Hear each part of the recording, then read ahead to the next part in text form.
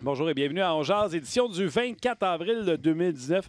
On a été mieux d'avoir un show aujourd'hui avec tout ce qui s'est passé hier et cette semaine. Luc Dansereau, salut. Oui, salut Martin.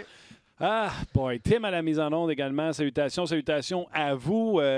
Salutations sur notre page, salutations sur notre Facebook. Vous êtes comme moi, vous êtes ennuyés. Manifestez-vous. Quel match hier, et moi, le béret. Tu traites de béret en partant. Écoute, je me lève à 3h45 le matin pour faire le morning show à radio à Montréal. Et hier, j'ai resté debout parce que j'avais un feeling de... bref, j'avais un feeling, puis j'avais du lavage. Ah, fait que, quand c'est devenu... en tout cas, je vais vous conter ça tantôt. On va rejoindre François Gagnon dans quelques instants. On va rejoindre également Alex Tanguay, puis David Perron va nous parler également la veille de son match. Ça, c'est une autre affaire, je suis content. Ouais. On niaise pas que le puck. Ça finit à soir, la première ronde. Demain, ça recommence l'autre bord. Ouais. Et les Bruins, c'est jeudi. qui ont fini hier, Jeudi. eux autres, c'est soit congé aujourd'hui ou on pratique, puis ils jouent demain. Absolument. Pas le temps de niaiser. Columbus qui a joué 4 matchs, Boston qui en a joué 7. Une chance, ça se passe au moins Boston. Il n'aura pas besoin de voyager dans le cas des Bruins de Boston, mais ça, je suis bien content. Bref, vous avez certainement vu ce qui s'est passé hier. Je vous le dis, là, tellement heureux d'être resté debout pour avoir vu ça, ce match-là.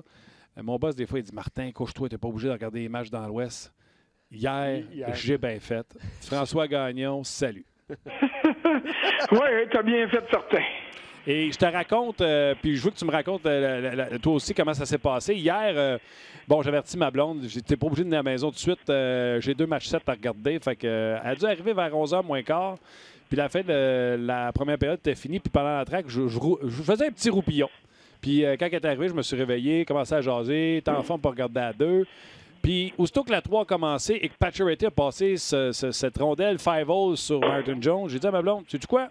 Il reste du lavage à étendre. On va l'étendre sur le rack dans la chambre. Puis je vais regarder la 3e sur mon sel. Puis quand ça va être fini, avec mon bel fibre, quand ça va être fini, je vais être dans mon lit. Fait que je commence à étendre du linge, comprends-tu? Puis là, elle m'a amené, j'entends Pavelski, sa patinoire, puis Blood Everywhere. Puis, tu sais, Ray Ferraro, on va se le dire, là, il était sa coche hier, encore une fois. Puis là, je prends mon cellulaire, puis je fais « Colin, qu'est-ce qui s'est passé? Je vois pas bien. » Je dis à ma blonde, on va retourner en bas voir qu'est-ce qui s'est passé. Rouvre la TV, 3-2. Hey! Le 2 secondes, c'était 3-0. Fait qu'elle recule un peu pour regarder ce qui s'est passé à la mise en jeu, etc. On voit les 2 buts, 3 buts, 4 buts. Si vous ne savez pas, 4 buts en avantage numérique sur un 5 minutes. Bref, je suis resté debout. Ma blonde elle m'a amené à 1h moins quart. Elle me texte, elle dit « T'es-tu encore en vie ou je me couche, moi, là? » Je dis « Non, t'es peut-être mieux de te coucher parce qu'on est en overtime. On ne sait pas à quelle heure ça va se terminer. » Quel match! Match qu'on va se souvenir, dans mon cas, pour toujours. Et là, tous les sujets sont ouverts, mon François. C'était-tu une punition? C'était-tu un 5 minutes?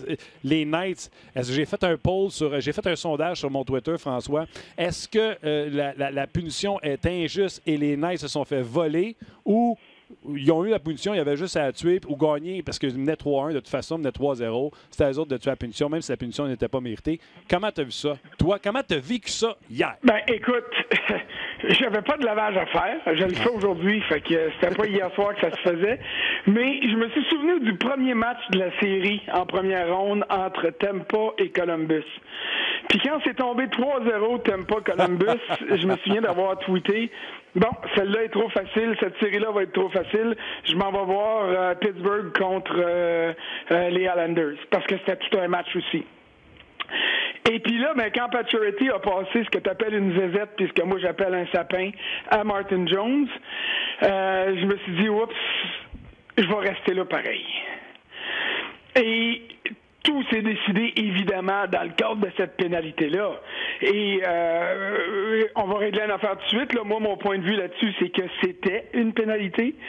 Ce n'était pas une pénalité majeure, même si les arbitres, selon le règlement, là, quand vous le lisez comme il faut, les arbitres ont le loisir ou le privilège ou ce que vous voulez comme expression de transformer une mineure en majeure s'ils considèrent qu'il y avait une intention de blesser ou que le geste était suffisamment grave pour justifier la pénalité majeure. La conséquence, hier soir, justifiait une pénalité majeure, mais le geste lui-même, je ne crois pas. Et je suis persuadé que si les arbitres avaient eu droit de voir le jeu en temps réel lors d'une reprise, parce que c'est clair qu'ils n'ont pas compris. Puis de toute façon, toi, tu ne le regardais pas à ce moment-là, mais ceux qui regardaient le match, là, on comprend pas initialement qu'est-ce qui se passe là, dans le cas de Pavelski. Ma première impression, c'était que Eakins y avait donné un double échec au menton puis il l'avait knock-outé complètement. Ça, c'est le geste initial que moi je pensais.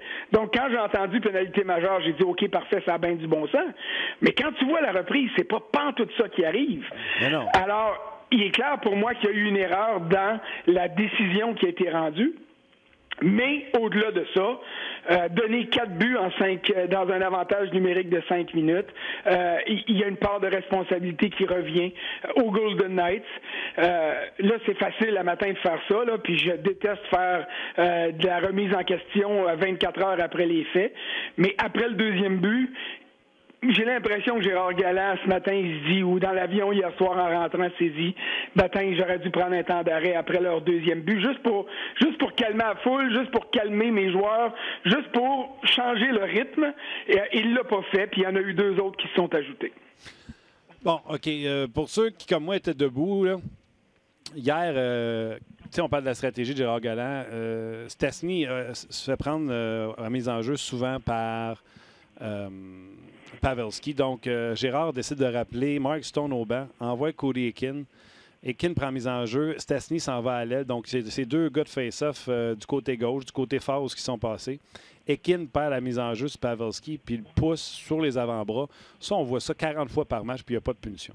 Comme tu l'as dit, il en donne une, il peut donner 2 minutes. Mais là, le problème qu'on a, c'est que à Gérard Galland, sont allés dire qui pensait que Eakin avait, excusez-moi le terme, croche-checké Pavelski d'en face. Ben oui, puis c'est normal. Quand tu regardes le jeu à vitesse normale, quand la mise en jeu est déposée, c'est exactement l'impression que ça donne. C'est ça que je te dis tantôt. C'est cette impression-là que j'ai eue sur le coup. Alors, avant de voir la reprise, moi, j'étais parfaitement d'accord avec la décision des arbitres. C'est quand tu vois la reprise que tu dis « Oups! » Un double échec à la poitrine... Oui, OK, passe encore, mais c'est la chute, c'est la conséquence qui fait que... Puis là, là, tu peux dire, ouais, mais s'il n'y a pas eu de double échec, il n'y a pas de chute. C'est vrai, tu peux toujours faire ça, mais il en demeure pas moins qu'il y a des précédents dans les séries, là.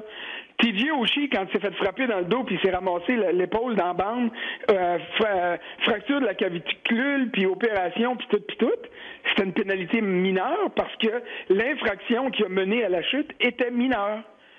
Et c'est le même principe pour moi. La lecture que moi je fais du jeu hier, c'est la même chose. C'est même moins violent la poussade que Eakin a donnée. Il a juste mal tombé pour Viable. Il est en perte d'équilibre. Puis il est tombé comme un gars qui n'avait pas de casse, mais il y en avait un.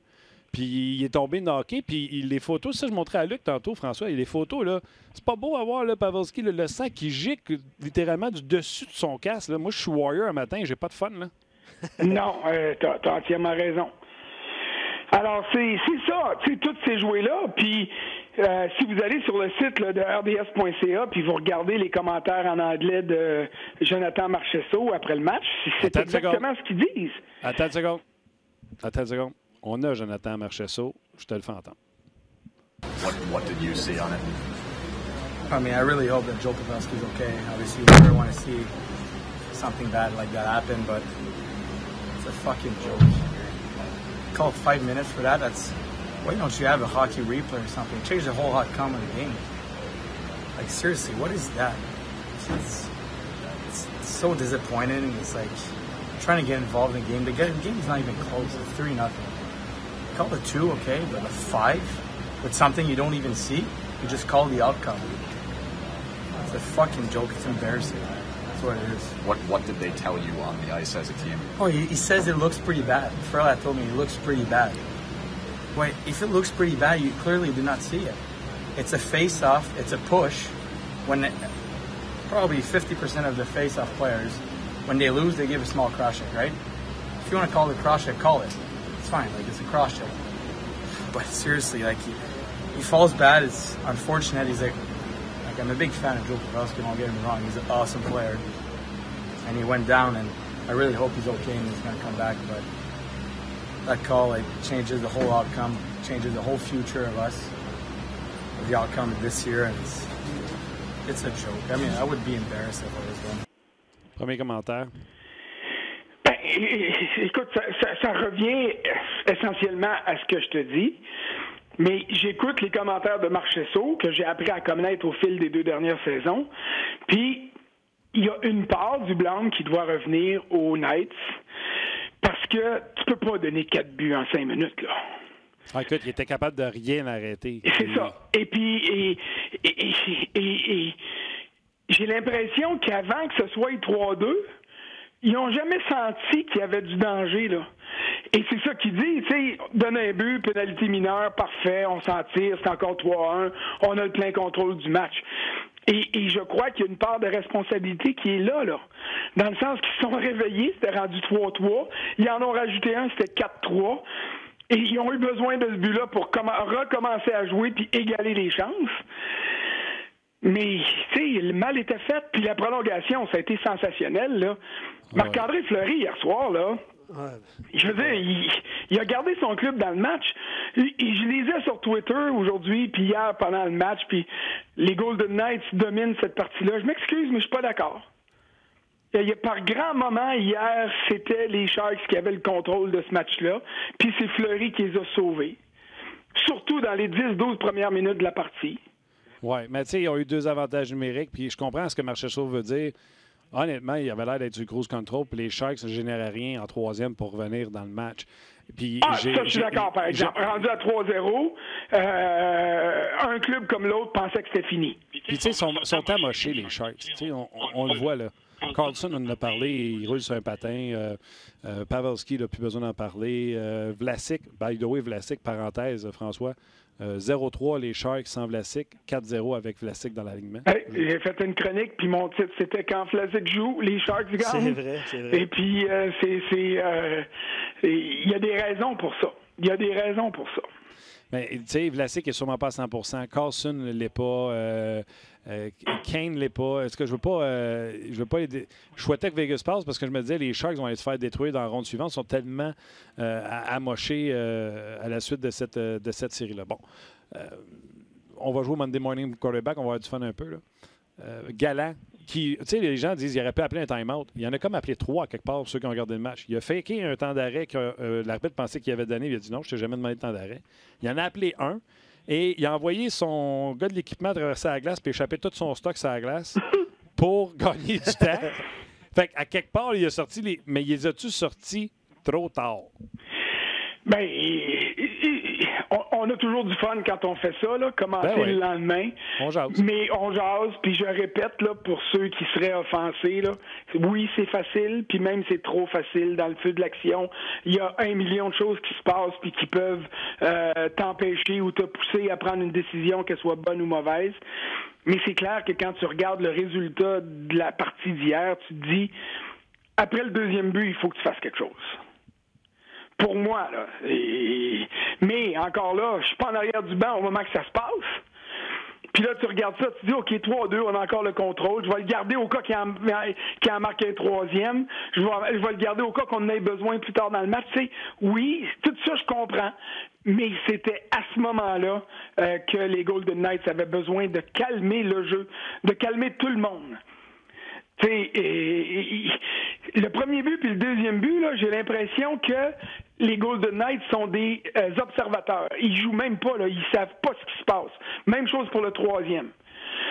T'as Fleury qui est là, puis qui se dit, Batin, qu'est-ce qui arrive? Puis il a donné 4 buts, mais il a fait 2-3 gros arrêts, malgré tout, là, dans cette séquence-là de 5 minutes en désavantage numérique. Mais, wow, c'est absolument sensationnel. Puis la fin de match est spectaculaire. Là. Vegas frappe un poteau, je pense que c'est Pacioretty qui frappe le poteau à droite. Puis, tu sais, c'est comme, tu sais, pas côté rapproché pour Pacioretty, c'était à l'extérieur, frappe le poteau de plein fouet. Puis la rondelle que Marchessault marque dessus, c'est un tic-tac-toe, mais il n'y a pas d'espace ou 40 sur Martin Jones. Écoute, c'était superbe. La prolongation, là, les deux équipes ont joué à 3 lignes. Vegas utilisait encore 6 défenseurs. Sans oser que tous leurs défenseurs ont l'air hypothéqués par les blessures, jouaient à 4 défenseurs. Puis c'est un gars qui avait joué un chiffre dans toute la prolongation qui s'en va scorer le but de la victoire parce qu'il a l'air d'un gars qui vient de pogner un champignon à Mario Kart. Puis il passe à côté de tout le monde qui sont brûlés, puis lui, il est frais comme une rose. Oui, il est frais comme une rose, mais il était moins 3, là. Ouais. Les premiers buts là, du match, là, il est responsable de ça, là. Le premier but, c'est lui qui perd son joueur sa mise en jeu, puis Carlson en profite pour sauter sur un retour puis marquer. Tu sais, il avait sa part de responsabilité, tant mieux pour lui, il se reprend, là, puis tout ça, c'est parfait. Mais là où je veux aller, tant qu'à faire du Monday morning quarterback, là, Ouais. on peut regarder ça, puis on peut dire, oui, il faudrait qu'il y ait des reprises vidéo disponibles pour les arbitres pour une pénalité majeure, puis à la limite, moi, je suis d'accord pour ça. Mais ce qu'on a vu hier, là, écoute, ramène-moi le nombre de buts illimités des avantages numériques de 2 minutes. Absolument. Sais-tu quoi? Juste l'espoir que ça te donne va créer plus d'offensives. Ben oui. Puis, si tu veux aller plus loin, interdis les dégagements à l'autre bout de la patinoire quand tu es en désavantage numérique aussi. Tout Puis, d'accord en avec ça. plus, tu pourras pas faire de changement. Fait que tes gars vont être plus fatigués. Tu sais, on demande à la Ligue nationale d'avoir du jeu plus, je vais dire, ouvert, d'avoir plus de résultats, d'avoir plus de buts. Moi, je veux pas agrandir le but pour que ça soit facile de marquer, mais pénalise les équipes davantage, les clubs qui font des erreurs, les équipes qui sont indisciplinées, puis récompense les équipes qui sont les meilleures. De toute façon, dans le monde du sport, François, avoir le droit de faire quelque chose quand tu es puni, quand à 10-15 ans, normal, tu n'as pas le droit de le faire, mais parce que tu es puni, tu peux le faire. Le dégagement en avantage numérique, est, selon moi, est le seul règlement aussi stupide, tout sport confondu, de dire « Ah, tu es puni, là, maintenant, tu peux la dégager. » Oui, je suis d'accord avec toi là-dessus. Oui. En tout cas, regarde, que d'émotion. Je vais m'en souvenir longtemps de ce match-là. Et tous ceux qui ont voulu bâcher sur Erik Karlsson, qui, on en a parlé la semaine passée, toi et moi, qui roule sur un patin, quand il a senti l'odeur du sang, à chaque passe, chaque lancer des poignets qu'il amenait au filet, ça frappait le filet, ça frappait des poteaux. Tu retenais ton souffle parce que tu pensais qu'elle allait marquer. Et c'est lui qui fait cette passe brillante-là. Il est encore un joueur d'exception. Inquiétez-vous pas. Il va redevenir le Erik Karlsson quand il sera sur 2 patins. Écoute, au niveau offensif, là, on se cachera pas, là. C'est un génie offensif. Oui, mais défensivement, il ne peut pas se faire justice sans son coup de patin. Non, ça, je suis d'accord avec toi. Donc, mais il faut y donner le mérite qui revient, là. Ouais. Je suis convaincu qu'on est en saison régulière puis il joue pas, là, qu'il n'est pas en uniforme. Puis on le joue à gauche. Combien de fois tu l'as vu jouer à gauche à Ottawa? Pas souvent. Jamais. Pas souvent. Fait que, tu sais, puis là, c'est lui, là, pendant tout le match qui était à gauche. Hein, j'étais là, non, c'était pas. Ils ont essayé Burns à gauche, ils ont essayé Brown à gauche, puis là, hier, c'était lui qui a tous les chiffres qui étaient à gauche. Regarde, j'ai hâte de voir la suite. Par contre, contre l'Avalanche Colorado, l'Avalanche patine en terre pour une équipe qui est aussi maganée et pas la plus rapide. Fait que c'est pas fait les Sharks sur les Avalanches. Ben, écoute, moi, j'avais pris Colorado pour sortir Calgary, puis je suis bien content que ce soit arrivé. Chapeau. Pour une de ces raisons-là, c'est la vitesse puis les qualités de leur premier trio. Le premier trio des Flames était peut-être aussi productif que le premier trio de l'Avalanche, mais au niveau global, en fait, de robustesse, de vitesse, en fait, d'intimidation sur la patinoire, je trouve que le trio de McKinnon est supérieur et c'est pour ça que j'avais pris l'Avalanche. Surtout que Grobauer a fini l'année tellement plus positivement que Rittich puis Smith que ça me permettait d'y aller là. Puis je t'annonce officiellement là, que je vais encore y aller avec Colorado en 2e ronde pour ce que tu viens de dire. La fatigue accumulée des Sharks qui va déjà au sommet de leur forme, je pense qu'il y aurait eu de la misère à composer avec la vitesse de l'Avalanche. Et là, le fait qu'ils soient fatigués comme ça, puis amochés comme ça, j'ai l'impression que le Colorado devrait gagner. Mais regarde, ça se passe à la glace, hein? On l'a vu en première ronde bien des fois. Oui, basé au Lightning. Avant de parler de la série Boston-Toronto, Luc va y aller avec quelques commentaires de nos auditeurs. Évidemment, François et Martin, tout le monde est d'accord pour la pénalité. Hein, je pense qu'on en a parlé. Puis, je ne sais pas si le débat est clos, là, mais on s'entend que tout le monde a la même opinion sur nos pages, que ce soit sur Facebook, sur rds.ca, comme quoi ça ne méritait pas un 5 minutes. Puis, Sur ma page Twitter, je te dirais par contre, 74% des gens pensent que c'est complètement un vol d'avoir donné un 5 minutes comme ça. Et 26% disent, garde, c'était peut-être pas mérité ou que ce soit mérité ou pas, c'était à eux autres de tuer le 5 minutes. OK. Puis vous parliez des séries, puis je sais qu'on va en parler abondamment, là, mais commentaire qu'on a reçu sur Twitter, ça fait changement de ne pas voir les mêmes équipes connaître du succès. C'est bon pour la Ligue, c'est rafraîchissant, ça amène de l'émotion. C'est un peu ce qu'on vit. Là. Gary, es-tu content de ne pas voir les marchés, les gros marchés aller plus loin? Ça, c'est une maudite question à toutes les fois. Là, quand tu n'aimes pas gagner à Coupe Stanley la première fois, on se disait la Ligue va être bien malheureuse. Quand Caroline a gagné à Coupe Stanley, on se disait la Ligue va être malheureuse. C'est sûr que si tu as Chicago, Los Angeles en finale de Coupe Stanley, si tu as les Rangers, ça attire davantage l'attention à cause du bassin. Là. C'est sûr que si tu avais Toronto ou Montréal au niveau du Canada, ça serait absolument sensationnel. Au niveau des États-Unis, ça le serait moins. Mais regarde, moi, là, appelle-moi naïf, puis je le suis d'une certaine manière. Je me dis que peu importe les équipes qui sont là, c'est la qualité du spectacle que tu offres qui est la chose la plus importante pour ton produit. Tu sais, si tu as deux clubs de gros marché qui s'affrontent, mais que la finale est pas intéressante, OK, tu vas avoir attiré du monde parce que c'est deux clubs de gros marché, mais tu vas avoir dénaturé ton produit. Alors, le monde qui aime le hockey vont suivre la finale de la Coupe Stanley d'une manière ou d'une autre. Et si disons que Caroline gagne à soir puis qu'ils se rendent en finale de la Coupe Stanley, ben l'effervescence qu'ils vont avoir apportée, puis l'effet de curiosité, puis l'histoire qui va accompagner cette croisade-là jusqu'à la Coupe Stanley va aider à vendre le hockey.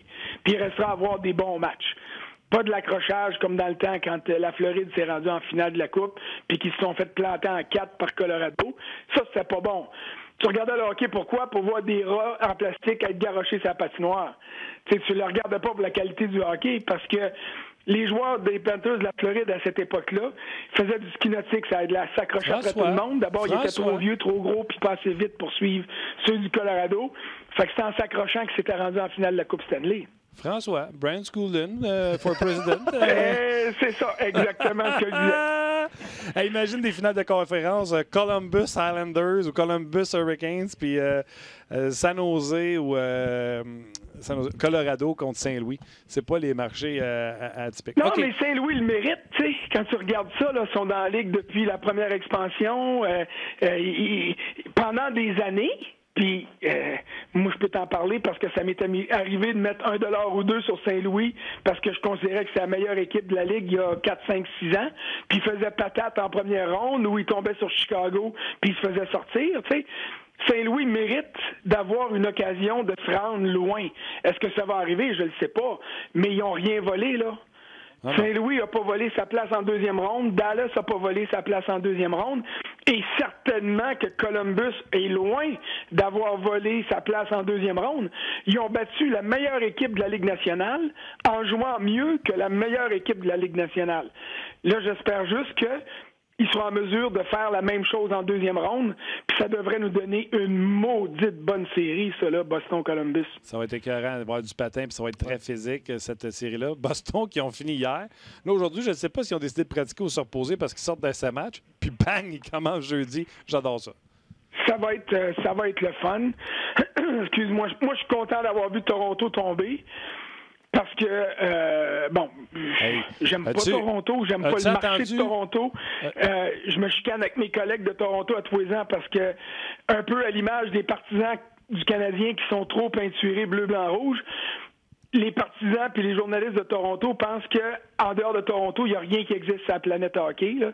Et puis, ça m'a toujours mis le feu au derrière, que ce soit à Toronto ou à Montréal. Et puis, tu sais, depuis le début de l'année, on entendait parler des Maple Leafs comme si, ma foi du bon Dieu, il avait gagné la Coupe 8 fois dans les 9 dernières années, puis qu'il devrait être bon pour la gagner encore 4-5 fois dans les 5-6 prochaines années.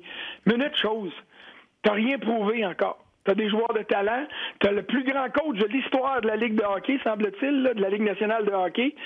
Mais, m'excuse, là, mais il s'est fait battre par Cassidy encore hier. Oui, je suis d'accord avec ça. C'est fait out-coacher d'ailleurs sur je ne sais pas quelle séquence à un moment donné.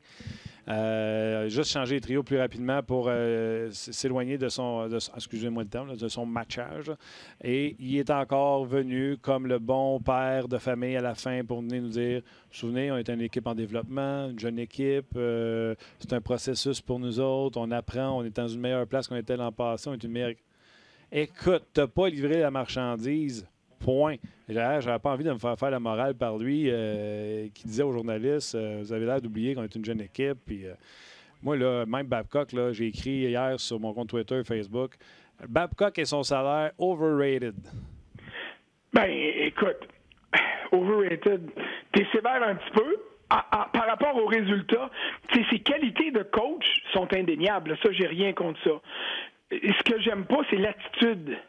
J'aime pas le... Condescendant. Exactement. Et ça, c'est à l'image de cette organisation-là qui n'a pas gagné la Coupe Stanley depuis 1967. Ouais. Les partisans du Canadien sont prêts à mettre le feu à la ville parce que ça fait 25 ans qu'ils n'ont pas vu la Coupe, puis tu as l'impression qu'ils ne l'ont jamais gagné, puis tout ça, mais hey, redescendez jusqu'en 67, les télés noirs et blancs. Ouais. Sont chanceux, par exemple. Ce côté condescendant de Toronto-là, je suis très, puis rajoute-en des traits, heureux de voir que ça s'est fait mettre en boîte par Boston hier. Oui, eux autres sont chanceux, par exemple. Ils ont le temps de la renommée. S'ils veulent voir la Coupe Stanley, ils n'ont pas besoin de la gagner. C'est un bon point. C'est juste là qu'ils sont capables de l'avoir sur le temps de la renommée.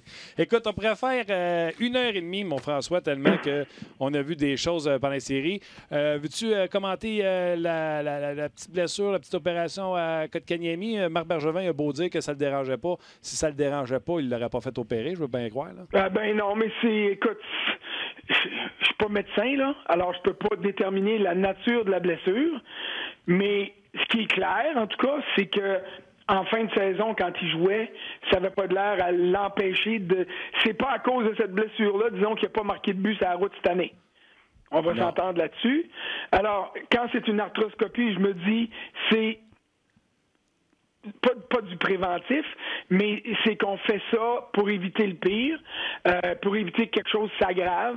Alors, jusqu'à preuve du contraire, moi je me dis, donnons-y le bénéfice du doute quand il va revenir. Déjà que la saison prochaine va être difficile, parce que la deuxième année est toujours plus difficile que la première, et qu'il va y avoir de grosses attentes et pour Kotkaniemi et pour le Canadien. Il est mieux de se reposer comme il faut cet été, puis de guérir ce genou-là, parce qu'il va avoir besoin d'être solide sur ses deux pattes l'an prochain pour répondre aux attentes. Oui, puis le bon côté là-dedans, c'est qu'il commence sa saison morte à Montréal avec les préparateurs du Canadien, donc il aura une bonne base quand il va partir pour chez eux. Non, ça, moi, tu sais, je me souviens, j'étais un de ceux, puis je le regrette encore, qui avait mis en doute les chances qu'Andrei Markov complète sa carrière de belle façon à cause des 2-3 opérations au genou, dont 2 reconstructions complètes du même genou. Puis ma foi du bon Dieu, c'est après ces 2 opérations-là qu'il a peut-être disputé le meilleur hockey de sa carrière. Et c'est après ces 2 opérations-là qu'il a eu les saisons au cours desquelles il a disputé le plus de matchs. Fait que, comme disait Pat Burns, c'est médical puis ça fait mal, puis on connaît rien là-dedans. Laissons-les décider. Espérons que les médecins font ou ont fait le meilleur travail qu'ils pouvaient, que le petit gars fasse une réadaptation qui va être la plus positive possible, puis qu'il sera en mesure de jouer à pleine possession de ses moyens. C'est tout ce que j'espère. C'est drôle, hein? Les gens étudient pendant 8 ans, 9 ans pour être médecin, puis nous autres, à distance, à la TV, on fait « Ah non, il n'y a rien. » All right, François. Amuse-toi, profite de tes séries éliminatoires, puis on se rejoint bientôt. Je m'en vais à Denver dimanche, fait que ça devrait être pas mal de fun. Match 3 et 4, si vous êtes en onde, tu m'appelles. C'est sûr qu'on va être en onde, puis tu me diras si tu as pris du temps à t'ajuster à la hauteur. Ah, ça, il n'y a pas de problème. Ciao. Salut. OK, bye. C'était François Gagnon. Vous pouvez le lire toujours sur le rds.ca. Oui, ben je ne savais même pas que François s'en allait au Colorado, donc c'est sûr qu'on va lui parler la semaine prochaine. C'est une série super intéressante qui s'annonce entre l'Avalanche et les... Oui, il pourra peut-être dire à quel point ça marche en béquille, puis il y a des sacs de glace dans le vestiaire des Sharks. Oui, des Sharks, exactement.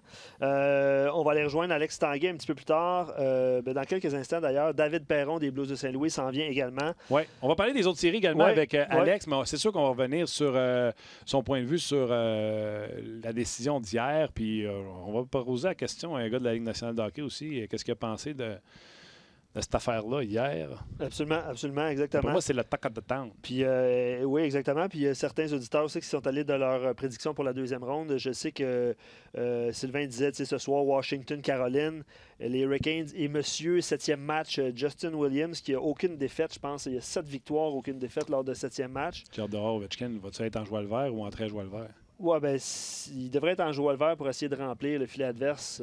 Ça pourrait être. Ouais, parce que c'est effectivement le dernier match n'était pas très heureux pour Ovechkin qui était. C'était pas édifiant. Non, c'était pas édifiant. Écoute, quelques commentaires sur Facebook par rapport aux Leafs. C'est Jason qui dit les Leafs n'ont pas gagné une ronde depuis 2004. Et c'est Tim à la mise en onde, avant d'entrer en onde, qui disait que depuis l'instauration du plafond salarial, les Leafs n'ont pas gagné une série. Et les Panthers de la Floride n'ont pas gagné une série aussi. Donc, ça fait assez longtemps. Puis Jason le mentionnait aussi sur Facebook. Jack, il dit Babcock, 8 millions. Tavares, 11 millions. Tout ça pour se faire sortir en première ronde. Et les Islanders sans Tavares sont en série. Les Islanders sans Tavares. D'ailleurs, je vais te sortir ce que j'ai écrit. Vas-y, continue. Ben c'est ça. Écoute, Pierre-Jean dit la véritable surprise des séries, c'est les équipes qui se sont fait sortir en 4 matchs. Donc, le Lightning de Tampa Bay, bien sûr.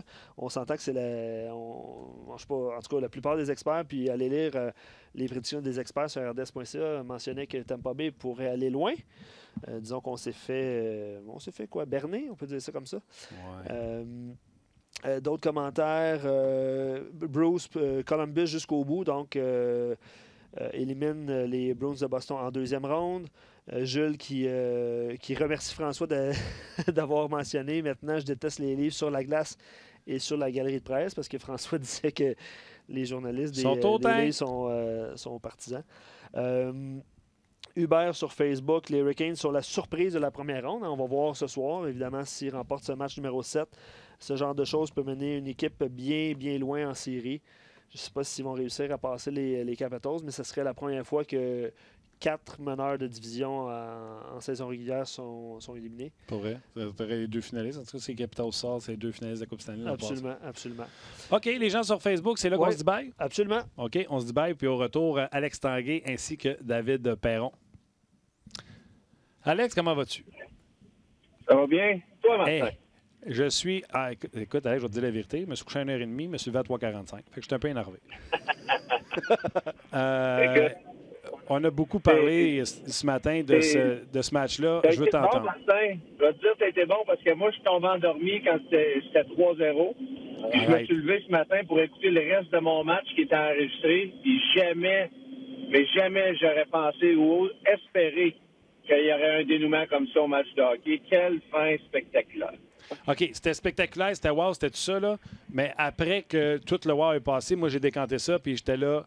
Je suis d'accord que le 5 minutes a changé la série. Je suis d'accord que les Knights auraient dû tuer le 5 minutes. Tu ne donnes pas 4 buts sur une punition de 5 minutes.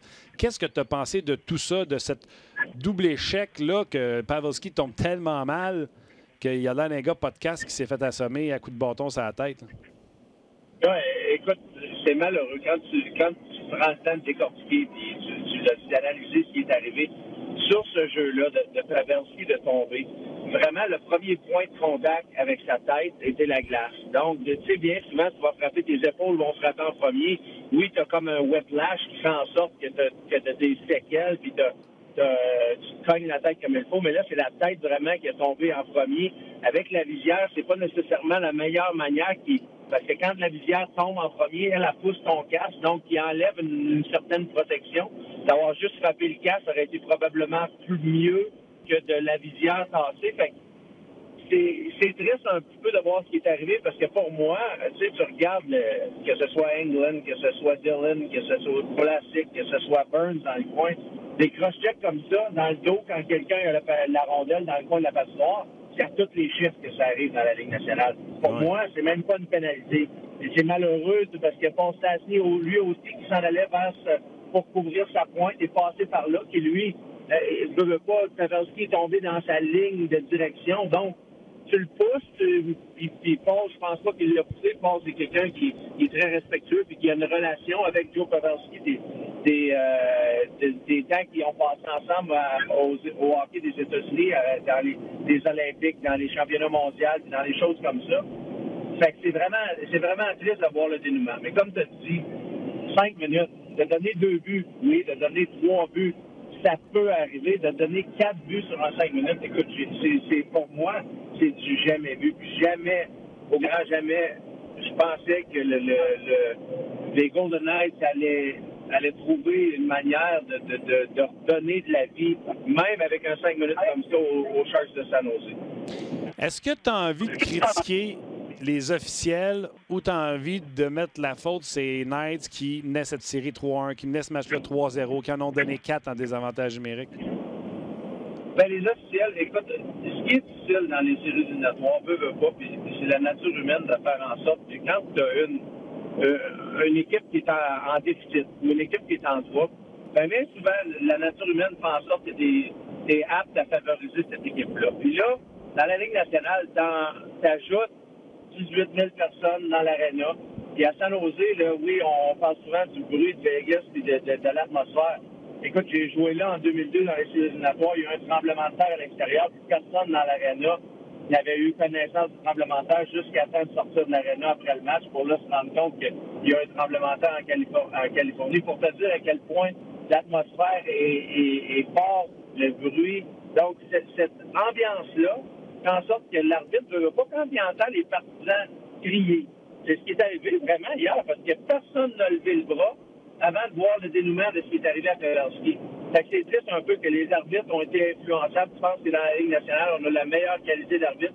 Je pense qu'on a encore la meilleure qualité d'arbitre, mais cette nature humaine-là, de faire en sorte de peut-être favoriser le underdog ou de favoriser par rapport au bruit de la foule ou certaines choses, ben c'est un petit peu triste d'avoir le dénouement de ça, mais vraiment surpris. Puis aussi, ça a été, ce qui était le fun, Martin, de voir, c'est la force de caractère aussi du côté des Golden Knights. On a été capable de revenir dans le match, de se donner une chance avec le but de Marchessault en fin de troisième période. Jamais non plus, tu sais, quand une équipe perd le momentum comme ça, d'être capable de trouver une façon de le retrouver. J'étais impressionné de ces deux équipes-là, vraiment. Là, c'est triste.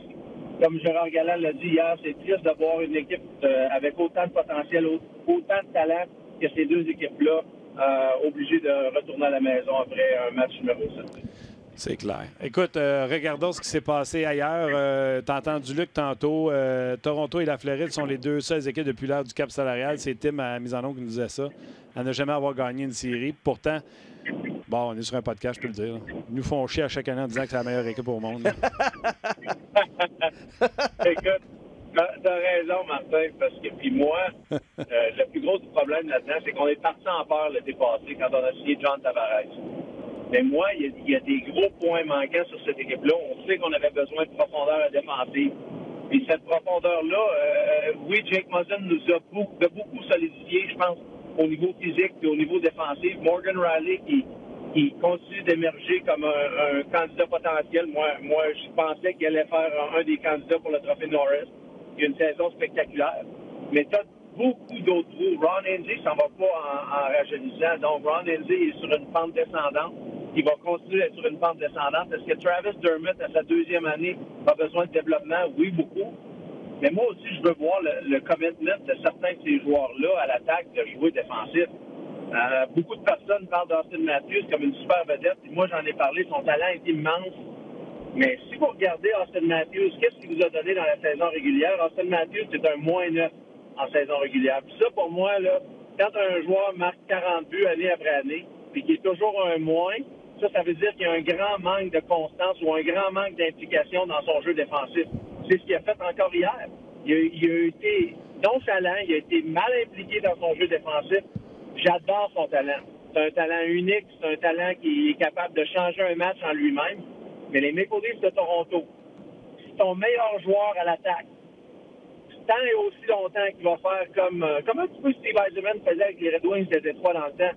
Quand Scotty Bowman est arrivé, il a challengé Steve Yzerman à devenir un joueur qui allait jouer dans les deux sens de la patinoire, qui allait être impliqué. Puis oui, peut-être qu'il allait faire de 40 buts à 35 buts. Puis avec ces 35 buts-là, ben, son équipe allait faire en sorte que c'est une équipe gagnante. Pour moi, Mike Babcock a un gros rôle à jouer là-dedans. On sait qu'il est grassement payé avec les Maple Leafs de Toronto, mais il va avoir besoin de faire beaucoup d'ajustements parce que les Matthews, les Nylander, les jeunes comme Tavares, il a une belle implication. J'ai aimé son jeu, c'est bataillé très fort.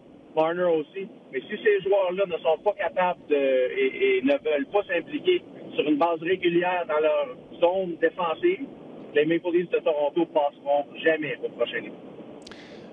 Moi, d'ailleurs, Luc est d'accord. Même au mois d'octobre, je disais, nommez-moi les défenseurs des Leafs. Arrêtez-moi, là, ceux qui me cassent les oreilles avec les Leafs de Toronto. Nommez-moi les défenseurs. Frederick Anderson, si vous regardez le hockey un peu, ça fait 2 ans qu'il reçoit 40 shots par game. Ça fait 2 ans qu'en début de saison, on dit qu'il va être candidat pour le MVP, mais pas pour le Vézina. Puis qu'il perd de l'énergie vers la fin parce qu'il est tellement bombardé. Ça fait 2 ans de suite que ça arrive. Là. À un moment donné, il y a peut-être quelqu'un dans le stats avancé qui va allumer.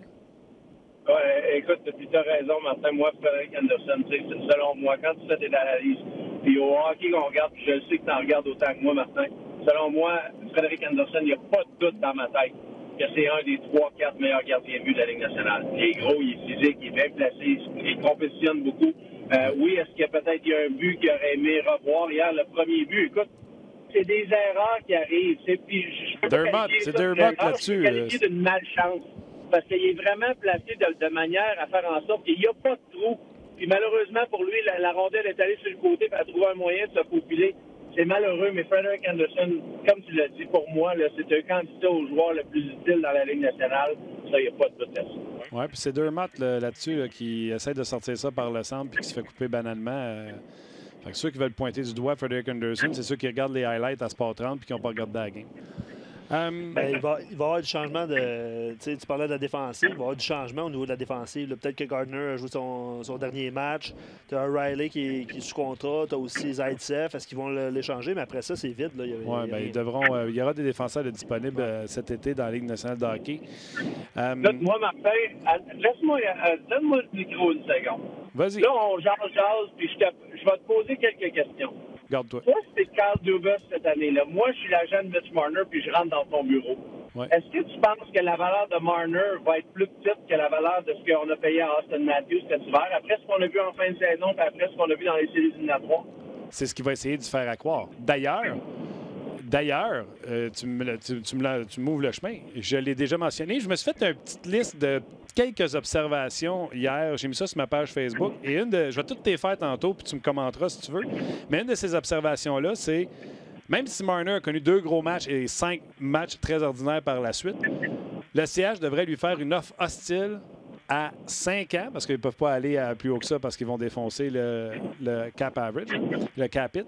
5 ans, 50 millions et 500 000, puis je garantis 50 millions en partant au 1er juillet pour mettre les Leafs dans le trouble, parce que les Leafs ne voudront pas donner 10 et 11 millions comme ils ont donné à Matthews et comme ils ont donné à Tavares. Ils vont essayer de le négocier entre Nylander à 7,5 et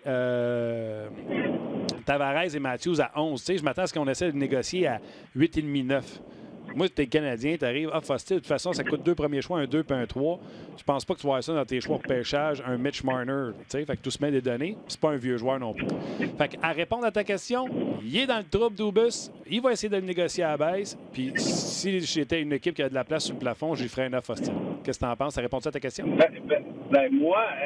j'aime ton point de vue, Martin, parce que d'après moi, je suis obligé de te dire, puis les offres hostiles, selon moi, puis peut-être que je me trompe, mais il me semble que c'était un choix de première ronde de plus que ça par rapport à 10 millions ou 11 millions dans ces points-là. C'est 10,1, Alex, c'est 10,1 millions en capite. Si tu dépasses ça, c'est 4 premiers choix. Fait que c'est pour ça que j'arrête à 10,1 par année pour faire 50,5 millions. Moi, Martin, je vais te faire mieux que ça. Moi, si je suis un directeur gérant, puis on peut parler de Marc Bergevin, on peut parler de plusieurs autres équipes de la Ligue, eux, ils ont de l'argent en banque.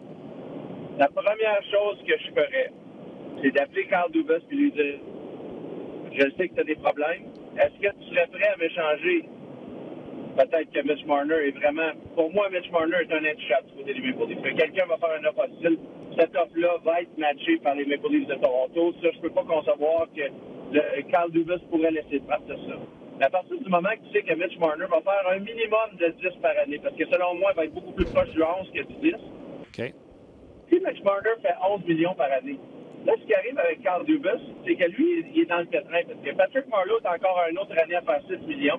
après avoir signé son contrat plus vieux que 35 ans. Donc, son contrat-là n'est pas rachetable. Et s'il est racheté, il est à valeur pleine sur le cap salarial. Exact. Bien là, des joueurs comme Kapanen et des joueurs comme Andreas Johnsson, que moi, j'adore, parce que c'est des joueurs d'énergie, c'est des joueurs qui ont de la vitesse, c'est des joueurs pour jouer le hockey d'aujourd'hui. Écoute, Johnsson, moi, je ne serais pas surpris d'ici une couple d'années. Il donne à peu près ce que Victor Arvidsson donne aux Prédateurs de Nashville depuis les quelques dernières années. Kapanen, je vois un potentiel qui est encore plus gros. Ah ouais. Est-ce que si je suis Bergevin, moi, j'aimerais pas avoir un Kasperi Kapanen que si je lui offre 6 millions par année, il va me coûter un choix repêchage. OK? Puis les Maple Leafs de Toronto ne peuvent pas le signer à ce montant-là. Est-ce qu'on verrait bien un joueur qui est physique, utile, capable de jouer des deux sens de la patinoire, capable de jouer sur le désavantage numérique à l'aile droite d'un gars comme Jesperi Kotkaniemi? Parce qu'il y a un gars comme ça, Kotkaniemi, qui a la tête de hockey, qui a besoin encore de développement au niveau physique, mais d'avoir un joueur qui est une bombe physiquement à côté de lui, qui est capable de marquer des buts. Ça, c'est vraiment si je suis un directeur gérant, ça serait un des points que j'apporterais. Parce que Marner, ils vont matcher ce que peu importe va faire. Mais des joueurs comme Johnsson et comme Kapanen, ça, c'est des joueurs qui sont très susceptibles d'avoir un offre. Et peut-être que même avant d'avoir cette offre-là du côté des Maple Leafs, peut-être que tu peux changer un choix de 2 avec un prospect, peu importe, pour avoir un joueur comme ça. Moi, certainement que j'appellerais Carl Dubas dans un avenir très rapproché. OK, j'adore ça. Hey, on y va-tu avec ma liste? Tu commandes, tu ris, d'accord, pas d'accord, tu te gardes. Babcock et son salaire overrated. Écoute, quand tu regardes les performances de séries éliminatoires, et puis, excuse-moi, je suis dans mon auto, j'ai pas mes de route, mais selon moi, si je ne me trompe pas, c'est 8 des 9 dernières années que Mike Babcock n'a pas gagné de séries éliminatoires. Donc, c'est beaucoup de séries que Mike Babcock n'a pas été capable de performer. Oui, écoute, c'est un bon entraîneur. On a vu ce qu'il a fait avec les Red Wings et les Étoiles, la stabilité qu'il y a eu. Mais je suis obligé de te dire que c'est quelqu'un qui a une personnalité qui demande beaucoup. C'est quelqu'un qui parle très bien en avant des médias, mais des fois, il pèse pesant dans une chambre envers ses joueurs. Moi, je pense qu'il a besoin d'avoir une bonne discussion entre les joueurs puis Mike Babcock soit ouvert d'esprit pour trouver une façon de bouger cette équipe-là, pour trouver une façon de rendre cette équipe-là dépendable du côté défensivement. J'ai bien hâte de voir ce qui va se passer avec Mike Babcock. C'est un bon entraîneur. Tu n'es pas entraîneur dans la Ligue nationale, tu n'es pas payé comme Mike Babcock l'est, mais certainement qu'il va avoir besoin de faire des sérieux ajustements cette année. Même si tu es dans ton auto, tu es excellent. C'est une série et seulement une seule de gagner dans les dernières années. Puis c'est en 2012-2013, ça fait un bail. Après moi, j'avais moins de cheveux gris dans ce temps-là. Boston-Columbus, c'est juste du wow. Ça va être du patin, ça va être physique. Et on va voir certainement 3 des meilleurs jeunes défenseurs avec Charlie McAvoy, Werenski et Seth Jones. Tu as raison.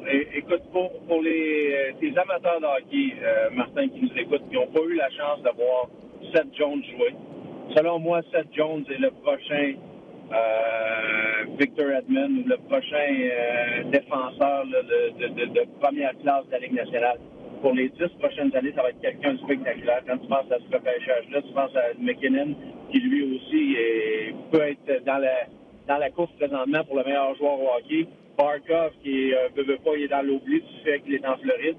Mais Seth Jones, qui avait été repêché tout juste après Jonathan Drouin. Écoute, le potentiel de ce joueur-là, tu l'as dit, c'est spectaculaire. Du côté des Bruins, on a non seulement McAvoy, mais regardez jouer Grizzly, regardez jouer Torrey Krug, la manière qu'il joue, le gros Carlo qui a retrouvé son attitude, son jeu physique.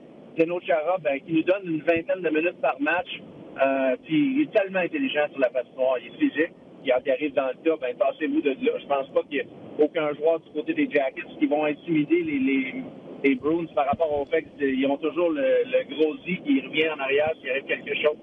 Mais j'adore les 3 joueurs qui t'ont parlé. Werenski, beaucoup d'attaques. McAvoy, j'attends encore pour Charlie McAvoy. Selon moi, il y a encore un manque de maturité, encore un manque de compréhension dans son jeu à l'offensive. Mais à la défense, il joue bien, il est physique, il est capable de bien transitionner. C'est 3 joueurs, 3 défenseurs qui, comme tu as dit, Martin, spectaculaire. Ceux qui souhaitaient voir Canadien signer Gardiner pour le mettre à gauche de Weber, pas sûr. Moi, je veux bien croire qu'il était blessé, là, mais je veux pas ça à Montréal, moi. Écoute, c'est difficile d'avoir un joueur, de donner à un joueur des minutes qu'il n'est pas habitué d'avoir. Parce que de partir, on parle souvent de la gang la deuxième année, c'est un petit peu la même chose. Quand tu es un défenseur, parce que la gang la deuxième année, la première année, tout va bien. Tu es sur un troisième trio, tu joues contre la troisième paire de défense de l'autre côté. Mais la seconde que tu remontes d'un cran, donc la seconde que quelqu'un est un défenseur et tu te mets avec Shea Weber, ben, qu'est-ce qui arrive? Tu joues contre la première unité de l'autre côté. Tu joues sur le premier désavantage numérique. Tu es toujours dans des situations de jouer contre les meilleurs joueurs de l'autre côté. Fait que ça, c'est pas tous les joueurs qui sont capables d'avoir. Gardner est capable de patiner, capable de faire des passes. Est-ce qu'il est capable de défendre au niveau d'une première paire de défense? Oui, ça l'aide de jouer avec Shea Weber, puis un Shea Weber, en espérant pour les fans du Canadien, va redevenir en santé parce qu'on voyait dans son patin qu'il y avait certainement une blessure en fin d'année du fait qu'il y avait un côté qui était moins bien capable de pivoter, mais je m'attends que les Canadiens fassent la recherche puis essaient de trouver quelqu'un pour être vraiment à côté de mettre à côté de Shea Weber. Si Victor Mété fait ce gars-là, moi idéalement, je vois Victor Mété à côté d'un gars comme Jeff Petrie sur une deuxième paire de défense et peut-être le Canadien. C'est Gardner et ce joueur-là, pas ça. Il me reste 2 minutes pour 4 ou 5 liners, fait que on y va comme en rafale. Lamoriello et les Islanders in, Tavares et les Leafs out. C'est quand même comique. Tellement drôle. Écoute, puis Lou Lamoriello, Martin, je sais pas si tu as vu son entrevue la semaine passée, mais il a dit, écoutez, arrêtez de faire des histoires avec ça. On est une meilleure équipe avec un joueur de talent comme John Tavares. Mais ce qu'on a été capable de faire avec le fait que Tavares est parti, c'est d'assembler toutes ces équipes-là, puis on est devenu une unité. Puis pour devenir une équipe gagnante, tu as besoin de 20 personnes sur la glace qui tirent sur le même côté. Et puis c'est ce qui arrive présentement avec les Islanders. Chaque joueur a acheté ce que Barry Trotz vend et ça marche encore une fois pour nous, Lamoriello. Nashville et David Poyle devraient foutre à la porte Peter Laviolette qui n'a rien fait avec une équipe aussi forte. Oui et non. Écoute, on a fait des mouvements qui n'ont pas nécessairement été favorables pour moi. Wayne Simmons nous a fait mal du fait qu'il n'était pas capable de jouer. C'est une équipe qui a besoin d'attaque. Moi, selon moi, j'adore Peter Laviolette comme entraîneur. Je pense que c'est un excellent entraîneur. Ce que Peter Laviolette a besoin de faire, c'est de trouver quelqu'un qui va être capable, un assistant coach qui va être capable de venir gérer et bien manager son power play parce que dernier en saison régulière, 0 en 17-18 dans la première ronde des séries, tu gagnes pas avec ça. Question d'auditeur, où se retrouvera Piquet Souban? Ben, c'est une bonne question et je l'ai mis sur ma liste. J'avais déjà écrit d'ailleurs sur RDS.ca que Piquet, c'était sa dernière année à Nashville en raison du plafond salarial avec Nashville. Mais je vais aller plus loin dans la pensée. Nylander contre Piquet Souban, le fais-tu d'un bord ou de l'autre? Écoute, c'est compliqué. Nylander, j'ai bien hâte de voir la transition. Pour moi, Piquet Souban vaut beaucoup d'argent avec les problèmes des Maple Leafs présentement. Puis avec ce qui m'inquiète le plus du côté de Piquet, c'est qu'on l'a vu aux États-Unis, puis je sais que vous êtes au Canada. Puis aux États-Unis, on l'a vu, il y avait un show de télévision, il y avait un podcast, il y avait ci, il y avait ça. Est-ce que la côté de Piquet Souban est devenu trop important pour son hockey? C'est ma question. Piquet est un excellent joueur. Mais les prédateurs de Nashville, peut-être qu'il va y avoir de l'espace pour échanger un défenseur parce que le jeune Dante Fabro va être là. Est-ce que Nylander contre Piquet, je pense pas que ça va arriver. Mais Piquet, est-ce qu'il peut bouger? Ça, c'est une possibilité. Colorado passe au deuxième tour. Ton équipe. Et en plus, ils ont 2 premiers choix, dont le 4e au total. Pas pire, hein? Oui, pas pire. Ben, écoute, en première ronde, Martin, je pouvais pas perdre 9 ans à Colorado. Puis, à Calgary. J'étais pas mal sûr que j'allais être gagnant, peu importe ce qui arrive. Deuxième ronde des séries éliminatoires va être intéressante à voir. Du côté de l'Avalanche, écoute, le jeune McCart te donne des bonnes minutes. On va voir Girard. J'ai hâte de voir si on va utiliser 7 défenseurs et puis garder McCart dans l'alignement parce que Girard a besoin nécessairement d'être dans cet alignement-là. J'aime l'Avalanche. Je pense qu'ils ont une possibilité de gagner, même contre les Sharks de San Jose. Grubauer joue bien, une défensive pesante, physique. Et puis, quand tu as le meilleur joueur présentement qui reste dans les séries éliminatoires dans ton équipe, ces joueurs-là, habituellement, ont des capes de super-humains, comme un petit peu une cape de Superman. C'est ce que McKinnon est en train de faire présentement. Il joue comme Superman. Girard, aux dernières nouvelles, là, ce matin, il n'avait pas eu le feu vert des médecins à l'entraînement. Donc, si ça commençait aujourd'hui, ça serait sans Samuel Girard. Un 10 sur 10, mon Alex. C'est excellent encore une fois. Bonne route, puis on se rejase la semaine prochaine. Ça fait plaisir, Martin. Merci, mon chum. C'était Alex Tanguay. Oui, bien, les commentaires par rapport à, évidemment, Piquet, il faudrait qu'une partie de son salaire soit absorbée par les prédateurs de Nashville. L'exercice, ça va être dur à faire pour eux. Là. sais, on disait depuis longtemps que les Prédateurs avaient le meilleur quatuor défensif de la Ligue nationale de hockey. Ça n'a pas été le cas, évidemment, cette saison, puis en série. Pour ça, je me débarrasserai de la Villette. OK. Mais sauf que tu as réglé ton problème de masse salariale quand même. Si tu vas aller chercher de l'attaque, ta proposition est bonne en échange joueur pour joueur. En même temps, c'est ça, les livres sont à côté. Juste Marc Bergevin qui n'est pas à côté. Oui, il y en a d'autres aussi. Ben non, je sais. C'est juste pour... Tu sais, Lou pourrait appeler les livres et dire « Hey, tu sais, Mitch Marner, on va le reprendre. » Oui, c'est ça. Non, ça serait... Marner, Barzell. Ça serait imprévisible. Hein, Marner, Barzell? Marner contre Barzell? Non, Marner et Barzell. OK, oui, absolument. Ouais. Ensemble. Ouais, absolument. Puis Barrett Trotz fait des miracles. Il y a plein de monde qui le disent, qui le mentionnent sur notre page. Oui, Tim il dit qui va scorer 2 passeurs. Laisse-moi te dire, les 2 sont capables de la mettre dedans aussi. Ouais. Pas de problème avec ça. OK, continuez avec vos commentaires. Le temps file. Le temps file. On va-tu à David Perron? Oui, on y va. On va aller rejoindre immédiatement David Perron. Excessivement content d'avoir sur le show un gars qui est encore en séries éliminatoires puis qui prend quand même le temps de nous jaser. C'est David Perron. Salut. Salut Martin, ça va bien? Ça va bien. Hey, merci. Les auditeurs sont contents d'être capables de parler à un gars de la NHL. Même si tu es en série, que tu prends le temps que nous autres. Fait qu'un gros merci. Ben, ça me fait plaisir. Regarde, on est bien contents, là, évidemment. Ça a bien été en première ronde. Puis là, on a un autre bon test contre Dallas qui commence déjà demain. C'est sûr que je te parle de la victoire face aux Jets et de la série contre les Stars. Mais avant, je ne sais pas, toi, hier soir, ce que tu as fait, là, mais malgré que je me levais à 3h45 le matin, j'ai pas été capable de me coucher. Puis j'ai regardé le match Vegas-San Jose jusqu'à la fin. Toi, qui es en série, as-tu fait la même affaire? Ben, c'est sûr que j'allais regarder les boys de Vegas, là. J'ai encore des bonnes connexions là. Je suis fier de Fleury, Marchessault, Carrier en tant que Québécois. Puis je leur souhaite tout le succès au monde. Donc oui, j'ai regardé jusqu'à temps que c'était 3-0. Puis après ça, je disais, je vais aller me coucher. Avec la journée de demain qui s'en vient, tout ça, me reposer comme du monde. Puis comme de fait, j'arrive en haut, je vois qu'il y a 5 minutes majeur pour en faire play. Je dis, je vais updater Twitter une couple de fois pour voir si le match devient serré. Tout d'un coup, je vais peut-être redescendre, aller voir le reste de la partie. Comme de fait, c'est rendu 3-2 quand j'ai retourné en bas dans le salon écouter le match. Puis, regarde, évidemment, là, quel point tournant. Premièrement, là, les Knights surfaient vers la victoire. Les Sharks n'avaient pas de vie. 0-2 sur l'avantage numérique. Premièrement, stratégie, on enlève Stastny, on met Cody Eakin sur la mise en jeu. Bouscule Pavelski. Je pense pas qu'Eakin est reconnu pour être un gars salaud. Y avait-tu pénalité, selon toi, là-dessus? Regarde, faudrait que je le regarde encore. Je l'ai pas regardé énormément de fois, là, mais c'est sûr que de la façon dont Pavelski est tombé, ça n'a pas l'air d'être un 5 minutes.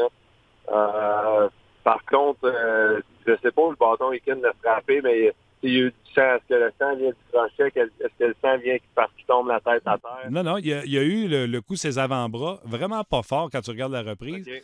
Puis il perd l'équilibre. Écoute, on dirait qu'il n'y avait pas de casse tellement que, il s'est assommé et que le sang s'est mis à jaillir. Il y a une vidéo sur Instagram qui passe, là. Pavelski dort sur la glace et tu vois le sang qui sort par les trous sur le dessus de son casque. Non, c'est pas une belle situation à voir. J'ai tellement ça, voir des gars blessés à la tête, des choses de même, évidemment, des situations que j'ai vécues. Non, regarde, clairement, là, de la façon que tu l'expliques, il n'y a pas l'air de mériter un 5 minutes. Peut-être un 2 minutes, évidemment. C'est triste pour Vegas de ce côté-là. Mais tu sais, des calls, pour vrai, là, il en arrive souvent aussi, si tu veux, là, dans des séries. Puis j'ai vu l'entrevue de Marchessault après. Je comprends exactement son feeling. Puis je filerais de la même façon si je jouais pour Vegas encore. L'autre côté de la médaille, c'est que tu peux pas accorder 4 buts en désavantage numérique. C'est triste. À tous les matchs, on dirait qu'il y a des calls de main qui viennent changer peut-être pas un call aussi gros que ça, évidemment. Selon moi, le but à Eakin en première période, il était high stick. Il y a plein de petits calls de main qui viennent changer l'allure du match que fait que t'espères que ce soit les joueurs qui font la différence et non des calls de même, ça c'est ça. Puis ça va écoute, là, on est dans le Monday morning quarterback ben raide. Là, ça va relancer le débat sur les reprises vidéo. Les joueurs pensent quoi? Il en veut-tu plus pour avoir le bon call ou il y en a déjà trop puis ça ralentit le rythme? Ouais, ben selon moi, maintenant, on commence à la limite. Maintenant, il y a un but, puis il n'y a pas une fois que les joueurs s'en reviennent vers l'entraîneur, puis t'espères qu'il y a un offside, t'espères qu'il y a un goalie interference, puis on peut en rajouter tant qu'on veut, si ça va ralentir le match. Je trouve que ça change le feeling du match. Les joueurs, à un moment donné, sont intelligents. Ils utilisent les gardiens de but, on les voit maintenant aller le plus haut possible, se coller contre le joueur, puis même s'ils sont en dehors de demi-cercle, encore une fois, je suis le plus grand fan de Marc-André Fleury. Le premier match de la série, je pense qu'il y a eu un but qui était accordé que Couture il est en dehors du demi-cercle du gardien de but. Je pense que Fleury est sur le bord d'être en dehors. Je pense qu'il est encore dans son demi-cercle, mais à peine. Il y a un but de San Jose qui rentre de Brent Burns. Finalement, le but est cancellé. Avantage numérique pour Vegas. Il marque un but. Ça a changé la liste de ce match-là aussi. Donc, c'est pour ça que je dis ça. C'est vraiment plate de voir des calls de même, de changer la liste d'un match. Puis effectivement, là, ça a terminé la saison de Vegas hier. Oui, ça l'a terminé abruptement, mais regarde, c'était un match spectaculaire. Là. Tu l'as regardé, le Vegas qui crée l'égalité. Puis là, en prolongation, il n'y a pas d'arrêt de jeu, il n'y a pas de commerciaux. Et là, les deux équipes jouent à peu près à 3 trios. Goodrow, qui marque le but, a joué 6 minutes en régulier, puis en prolongation, c'était sa deuxième présence seulement sur la glace. Tu as déjà vécu ça, toi, de l'overtime à 3 lignes, où ce que vous commencez à tirer de la lampe parce qu'il n'y en a pas de pause? Ben, pour les joueurs, c'est le fun d'une manière parce que les joueurs offensifs aiment ça avoir de la glace, aiment ça avoir des opportunités. Puis tu rentres dans un certain momentum. Les joueurs que tu sens bien, moi, j'adore ça. C'est sûr que tu ne pourras pas faire ça forever parce qu'à un moment donné, les gars vont être trop brûlés. Mais je pense que ça, c'est l'autre chose. Il ne faut pas oublier, oui, il y a le cadre, mais tu sais, Vegas gagnait quand même 3-1 dans la série. Puis, il faut quand même donner du crédit à San Jose. Il y a plein de choses qui sont arrivées au match numéro 7, mais je pense que la plus grosse différence qui est arrivée, c'est quand ils ont arrêté d'embarquer dans le jeu de certains joueurs de Vegas après les sifflets, les choses de même. Ils ont concentré sur leur match entre les sifflets. Selon moi, ça a fait toute la différence. C'est bien beau à l'intimider l'adversaire, des choses de même, mais tu ne peux pas changer le courant de la série. Puis j'ai l'impression que les gars de San Jose se sont ralliés en arrière de cette idée-là de prouver à tout le monde, de prouver à Vegas aussi qu'ils pouvaient gagner. Puis le match numéro 6, Vegas ont été tellement dominants que c'était peut-être là que la série s'est jouée quand San Jose a trouvé le moyen de gagner. T'as raison là-dessus. OK, écoute, changement de vitesse. Je voulais te parler d'autre chose de San Jose, mais ça m'a échappé. Winnipeg, vous les avez sortis. C'est terminé pour les Jets. Vous avez eu le meilleur sur eux. Il y a eu un changement de trio. Par contre, tu t'es ramassé avec O'Reilly. Et encore une fois, le trio de Scheifele, Wheeler n'ont pas fait la différence et vous êtes rendu au tour suivant. Oui, regarde, au match numéro 5, notre premier trio là, de Shen, Tarasenko, O'Reilly n'avait pas encore marqué. Je pense à 5 contre 5. On avait marqué un but seulement. Ça allait un peu moins bien que ça l'avait été dans la saison. Donc, l'entraîneur a apporté des changements. Il a retourné Shen au centre avec Schwartz. Ça a apporté fruit tout ça pour eux autres aussi. Je pense que moi, la seule différence de mon côté, c'est que maintenant, au lieu de jouer à l'aile droite avec O'Reilly, je joue à l'aile gauche. Que j'ai pas joué une fois cette saison. Je t'avoue que le match numéro 6, j'ai trouvé difficile là-dessus. Juste les sorties de zone, la façon dont tu joues certaines rondelles, le positionnement sur la patinoire, c'est arrivé pour vrai une ou deux présences, pour être très honnête avec toi et les auditeurs, que naturellement, c'est comme si je m'en allais vers l'aile droite, puis sur le retour du back-check, je me rendais compte, non, c'est vrai, c'était à l'aile gauche. Donc, c'est des petites choses de même qu'il y a certaines saisons, j'ai été flippé à droite, à gauche régulièrement. Puis à un moment donné, ça fait plus de différence, c'est habitué. Mais je l'ai trouvé difficile là-dessus, le match numéro 6. Beaucoup de plus de rondelles sur le côté revers à jouer avec. Mais en même temps, là, regarde, moving forward pour la deuxième ronde, je pense que ça va bien aller parce que on a pratiqué hier, on pratique aujourd'hui. Le match demain, donc je pense que ça va être positif. C'est un match que vous avez dominé. Les Jets, 6 lancés après 2 périodes, un seul en deuxième période. Ils ne méritaient pas de gagner, vous méritiez de l'emporter. Comment t'expliques une équipe qu'on disait une prétendante a été aussi tenue au silence par ton trio, entre autres, et votre équipe? Regarde, il n'y a pas plusieurs façons de l'expliquer. Depuis le début, je l'ai dit, les deux équipes sont à 99 points. C'est sûr que nous, on est plus satisfaits comme on a fini notre saison. C'est sûr que ça nous a... Winnipeg, eux autres, de leur côté, ils n'ont pas bien fini la saison. Puis, secrètement, on voulait que ça continue même pour nous, puis même chose pour eux. C'est pas de quoi que tu vas parler des médias avant, tu ne veux pas leur donner de jus pour rien. Puis, regarde, non, on a trouvé le moyen de faire la différence. On a eu des buts au bon moment. Bennington était très bon. Puis, en bout de ligne, c'est ça la différence. Là. Tu sais, le premier match, on perd 1-0 en allant en troisième période. On met un but avec 2 minutes à faire pour prendre l'avance des mains de Bozak. Ça fait une énorme différence. Même chose au match numéro 5 à Winnipeg. On perd 2-0 dans l'an troisième période. Winnipeg joue un très bon match. On marche un bar en powerplay en début de troisième période. Change le momentum un petit peu. Trouve le moyen d'égaliser. On marque 15 secondes à faire pour rendre. Je pense que c'était ça. Là. Les 2 buts de même en fin de match ont fait une bonne différence. On a amené le momentum à Saint-Louis avec nous autres. Ce qui n'était pas arrivé encore dans la série. Chaque match était très différent. Mais cette fois-ci, avec le but à 15 secondes à faire, on a amené le momentum pour le garder pour le match numéro 6. Puis, j'ai été impressionné. On n'a pas remarqué dans nos affaires de médias. On les a pas rien donné de vue dans les médias. On n'a pas embarqué dans les affaires après les faits, les choses avant. On était très disciplinés. Puis c'est important, ça, tu sais. Ça, c'est une autre affaire. Tu sais, les gars, j'ai vu, il y a eu plein d'affaires en dehors des médias. Les entraîneurs se parlaient. Ça m'a vraiment surpris que Vegas, on voulait embarquer là-dedans, étant donné que l'année passée, on avait fait aucunement ça, puis on avait trouvé le moyen de battre San Jose. J'ai même vu, je pense, c'est Rick qui a changé sa photo de profil sur Twitter pour, étant donné que ça s'ostinait sur la glace à propos de la bataille. Regarde, je ne vais pas embarquer là-dedans non plus, mais j'ai trouvé ça bizarre que Vegas a embarqué là-dedans. Dallas, vous vous préparez pour eux autres. Bishop garde les buts comme jamais cette saison. Des jeunes défenseurs qui sont capables d'apporter de l'offensive. Iskanen, il y a quelque chose. Une première ligne, Jamie Benn et sa job. Ça ne sera pas facile contre les Stars. Non, effectivement. Regarde, je pense que faut juste se concentrer sur notre ronde. Je pense que c'est une des affaires les plus importantes. Là. Tout le monde commence à parler des Blues qui peuvent aller loin. Tout le monde commence à dire que l'Ouest, l'Est, tout est wide open. Faut juste pas oublier de la regarder juste pour le moment présent.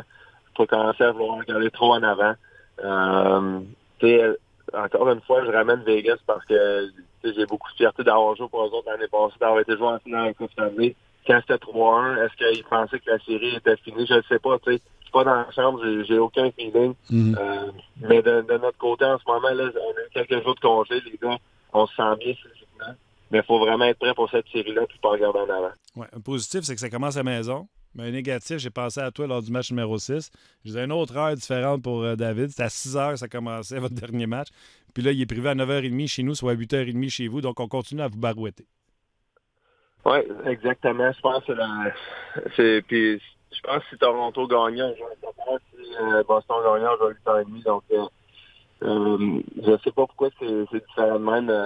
C'est tout dicté par la télévision. C'est la division centrale réellement qui fait un peu avoir là-dedans. C'est un peu plate, mais regarde, va falloir vivre avec. C'est le même pour les deux équipes. Ouais, tu nous en avais parlé la semaine passée. Pour ça, je te fais un clin d'œil là-dessus. Fait que jouer Scheifele puis Wheeler ou jouer Ben, Séguin, Radulov, c'est la même douleur?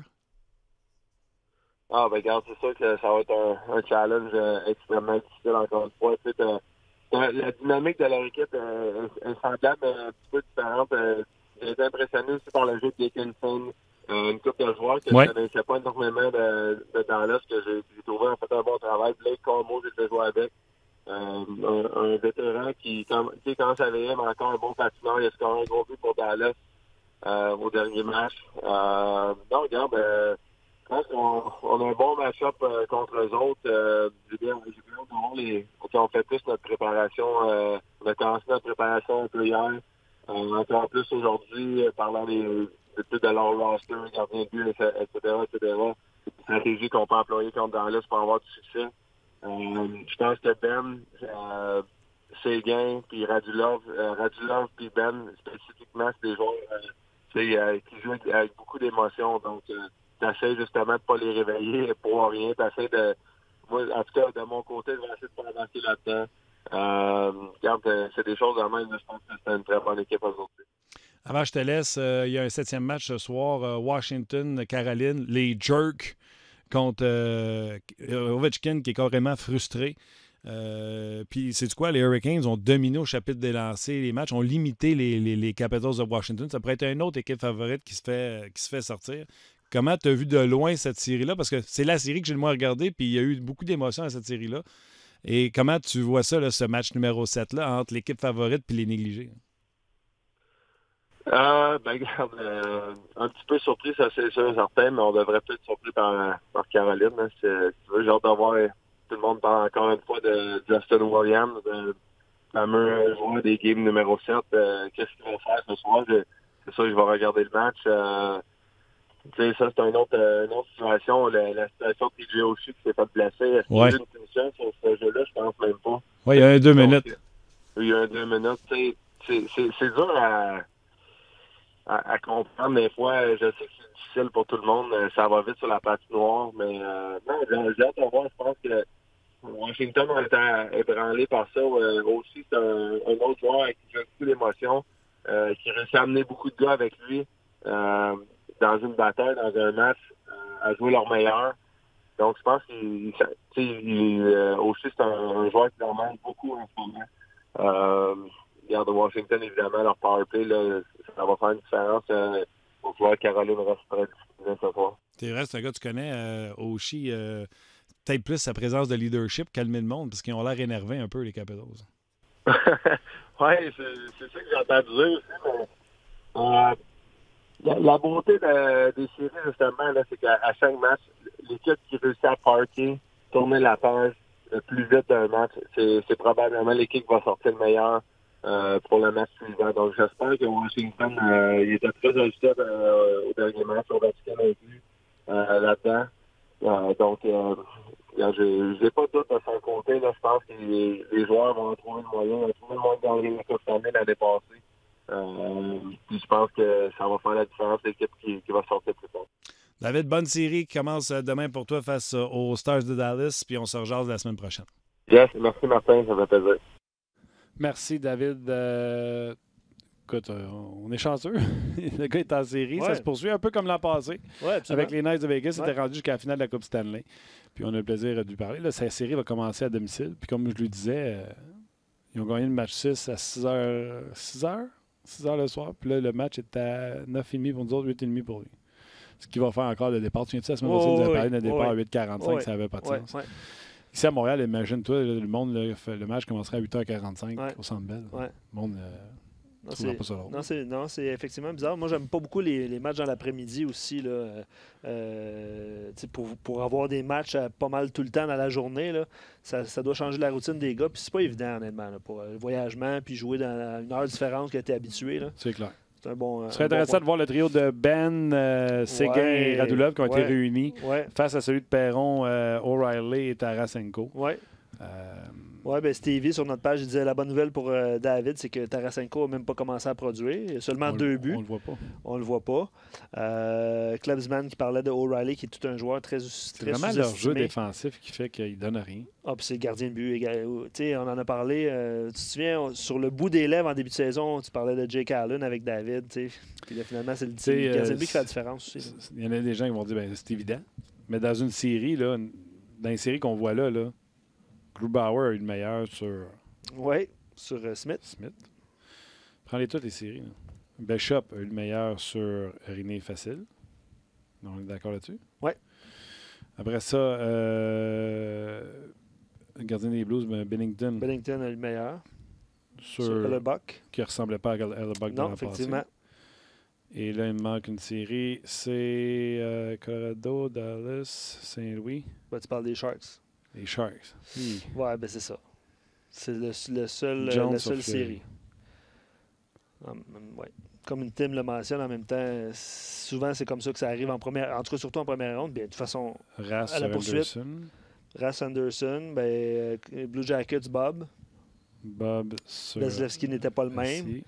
Il a hâte de voir ce soir, c'est Mrazek contre Oldby. Mrazek n'a pas des bonnes statistiques. Non. Mais il n'a pas les bonnes statistiques parce que les Hurricanes ne donnent pas beaucoup de lancers. Absolument. On domine Ouais, les t'as Capitals raison. au Ouais. chapitre des lancers. C'est sûr que le 6-0 fait la différence aussi. Là. Exact. Et ma quatrième, c'est Leonard.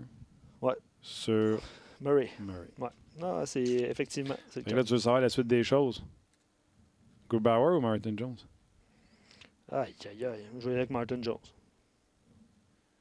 Même si tu l'as L'autre, mentionné. Grubauer, est en bas de 2 présentement. Ouais. Bishop ou Bennington? Aïe, aïe, aïe. Le vétéran qui n'a jamais rien Je gagné. t'ai pas demandé de choisir entre tes deux enfants. Là. Non, tu me le dis souvent, ça. Puis je ne choisirais pas entre les deux. Je vais y aller avec, Bennington. Rask ou Bob? Je vais avec Rask. Oh. Ouais. J'ai choisi. Tu teintes tes choix par rapport à qui tu prends. Oui. OK. C'est sûr. Ça marche plus. Caroline ou Washington ce soir? Question qu'on se posait. Oh! Parce que je trouve qu'Ovechkin a été Un mauvais gagnant. un crotté. Un crotté dans ses ajustements, entre autres avec Svechnikov. Kid de 19 versus un gars de 33. Puis là, ceux qui vont dire « Ouais, mais Svechnikov vient demander. Ouais. Vous avez regardé la série, là, Ovechkin ne l'a pas lâché. Il picosse tout le temps, il enlève son casque. Il fera pas ça à Jimmy Benn. Ou si Washington passe, c'est contre qui se peigne? Les Islanders. On checkera ouais, s'il fera ça à Matt Martin. S'il est tough, il est gros, il est fort, Ovechkin. Là. Probablement pas. Au lieu de se pogner avec... combien tu gages avec moi qu'il va se pogner après Barzell au lieu d'écœurer Martin? On comprend que tu souhaites une victoire des Hurricanes. Oui, monsieur. Moi aussi. Absolument. Moi aussi. C'était le fun. Merci on se d'avoir été là. rejase, c'est sûr. Tim, un gros merci à Mise en Onde. Merci à toi, Luc. Merci surtout à vous d'être là. Je sais que maintenant, le rendez-vous est seulement une fois semaine et vous êtes là quand même. On l'apprécie. Puis je vous le dis, là, on est à la maison et on se dit hey, on a hâte. Absolument. Puis là, Merci bang, d'être là. il arrive ce qui est arrivé hier. On est chanceux, ça fait 2 mardis en ligne là, qu'il se passe de quoi la veille puis que ça nous donne beaucoup de matériel pour le mercredi. Oui, c'est la fin des séries, là, des rondes des séries. Là, inquiétez-vous pas, il y aura cette émission sur le repêchage également qu'on va se faire avec Craig Button, entre autres. Donc, merci beaucoup encore d'être du rendez-vous. Puis on se rejase la semaine prochaine. Bye-bye.